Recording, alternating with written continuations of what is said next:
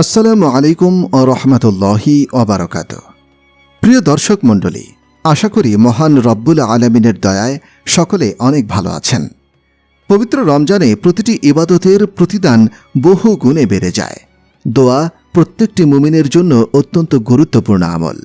মহান আল্লাহ তাআলার সন্তুষ্টি অর্জনে অন্যতম মাধ্যম হচ্ছে দোয়া করা। যে ব্যক্তি দয়াময় আল্লাহ তাআলার কাছে দোয়ার মাধ্যমে সাহায্য চান, তিনি অর্থাৎ আল্লাহ তাদের উপরে খুশি হন।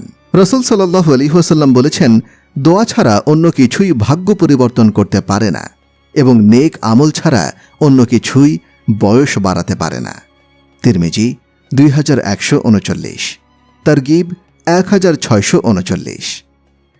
রমজান মাসে মুমিনকে যেসব বিষয়ের সুসংবাদ দেয়া হয়েছে তন্মধ্যে অন্যতম একটি হল দোয়া কবুল।